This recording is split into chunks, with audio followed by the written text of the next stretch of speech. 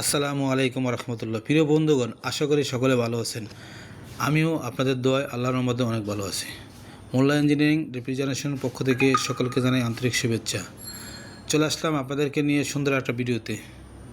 Molla engineering and refrigeration আপনারা সকলে জানেন এয়ার কন্ডিশন রেফ্রিজারেশন নিয়েই কাজ করে। তো আজকে আমরা একটা ইনভার্টার ফ্রিজ নিয়ে আপনাদের সাথে আলোচনা করব। এই ইনভার্টার ফ্রিজটা দেখার জন্য আমরা চলে গেলাম কাস্টমারের বাসায়। যখন ফ্রিজটি আমরা চেক করলাম, দেখি গ্যাস নেই, কম্প্রেসার চলে কিন্তু হিটিং আসতেছে না। তারপরে আমরা সাথে সাথে আমাদের সার্ভিস সেন্টারে নিয়ে আসলাম। এসে যখন আমরা কুলিং চেম্বারটা খুললাম, খুলে দেখি কুলিং চেম্বারের যে পাইপ, কেপলারের পাইপ, ওইটা যখন চেম্বারে গেছে যে লাইনটা, ওই লাইনটা দুইটা আলাদা। এটা কী কারণে আলাদা হলো, কেন হলো, আমার মাথায় আসতেছে না। অবশ্যই যদি আপনাদের মাথায় আসে অবশ্যই কমেন্ট করবেন কী কারণে হলো। তারপরে আমরা চেম্বারটা আউট করে প্রেশার দিয়ে নন রিটার্ন বাল্ব লাগিয়ে আমরা পুকুরে চুবিয়ে দেখলাম কোনো লিকেজ নাই। তাই আমরা এটা নিয়ে আসলাম।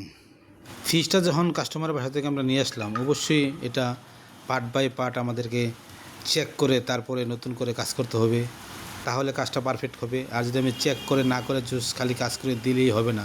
তো এই জন্য পার্ট বাই পার্ট আমি একটা একটা করে চেক করে তারপর দেব। প্রথম চেক করলাম চেম্বারের সমস্যা, দ্বিতীয়বার চেক করলাম সমস্যা পেলাম কুলিং ফ্যান চলে না, 3 নম্বর চেক করলাম কম্প্রেসার চলে বাট যে ফ্যান মোটরের লাইন দেয় কন্ডেন্সারে, ওই সার্কিটটা ড্যামেজ। সার্কিট থেকে কম্প্রেসারও লাইন দেয় না, আউটডোরও লাইন দেয় না। তা আমরা আলাদাভাবে কম্প্রেসার চালিয়ে দেখছি, কম্প্রেসার ঠিক আছে, সব কিছু ঠিক আছে, তো সার্কিটটা ড্যামেজ। তো সার্কিটের আমরা অর্ডার দিয়ে দিচ্ছি, সার্কিট চলে আসবে। ফ্যান মোটর যেহেতু নষ্ট, ফ্যান মোটরও চলে আসবে। হ্যাঁ, তাই 3টা সমস্যা পাইলাম একটা ফ্রিজে।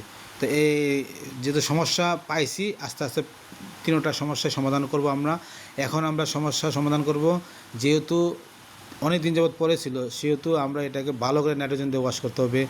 আপনারা দেখতে পাচ্ছেন আমরা নাইট্রোজেন দিয়ে ওয়াশ করি।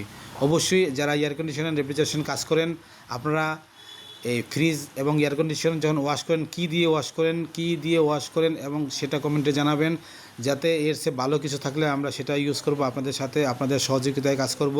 অবশ্যই একজন টেকনিশিয়ান আরেকজনের বন্ধু, অবশ্যই বন্ধু হয়েই আমরা কাজ করব। সবাই সবাইকে সহযোগিতা করব এবং সবাইকে সহযোগিতা করবেন। তো যাই হোক, আমরা এখন নাইট্রোজেন দিয়ে ভালো করে ওয়াশ করলাম, আপনারা দেখতেই পাচ্ছেন কন্ডেন্সার। এখন আমরা চেম্বার ফিটিং করব, আপনারা দেখতে পাচ্ছেন এপাশে। তবে চেম্বার ফিটিং করার সময় কিন্তু খুব সতর্কতা থাকতে হবে আপনাদেরকে। যেমন এটার ভিতরের বডি পুরোটাই কিন্তু প্লাস্টিকের। বাইচান্স আল্লাহ না করে একটু এদিক সেদিক হয়ে যদি হিটটা লেগে যায়, প্লাস্টিকে ধরে যায়, পুরো বডিটা ফ্রিজটাই কিন্তু নষ্ট হয়ে যাবে। তো এই জন্য পিছনে দেখতে পাচ্ছেন আমার পিছনে আমি পুরো একটা নেকড়া ভালো করে ভিজিয়ে চুবিয়ে পিছনে দিয়ে নিছি। তারপরে আমি শীট দিছি, যাতে হিট হইলেও যাতে শীটে হয়, বডিতে না লাগে, পানিতে নেকড়ার ভিতরে লাগে। এই জন্য এভাবে সতর্কতার সাথে কাজ করবেন। কারণ কাস্টমারের জিনিস হোক, এটা আপনার নিজের মতো করে কাজ করতে হবে, যত্ন করে কাজ করতে হবে, যাতে কাস্টমারের জিনিসটা নষ্ট না হয়। তো সবাই আমাদের জন্য দোয়া করবেন, আমরা যাতে সার্ভিসটা কাস্টমারকে সুষ্ঠু সুন্দর ভালোভাবে কাস্টমারকে খুশি করতে পারি। সবাই এই জন্য দোয়া করবেন এবং এর চেয়ে ভালো কোনো কাজের সহযোগিতা থাকলে অবশ্যই আপনারা কমেন্টে জানাবেন। এর চেয়ে পারফেক্ট যদি কোনো কিছু থাকে সেটাও জানাবেন। হ্যাঁ, তারপরে আমরা এখন এটা মোটামুটি নাইট্রোজেন দিয়ে ওয়াশ করে প্রেশার দিয়ে বেগমে লাগিয়ে দিয়েছি, আপনারা দেখতেই পাচ্ছেন। হ্যাঁ, তো বেগম আমি 30 মিনিট করি, কে কত মিনিট করেন জানি না, অবশ্যই কমেন্ট করবেন। হ্যাঁ, তো এখন আমরা R600 নম্বর গ্যাস রিফিল করব। এটা হলো R600 নম্বর গ্যাসের কম্প্রেসর।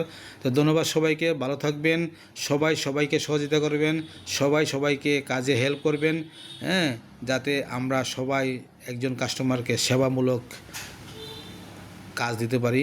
কাস্টমার খুশি থাকলে আমরাও খুশি। ধন্যবাদ সবাইকে, ভালো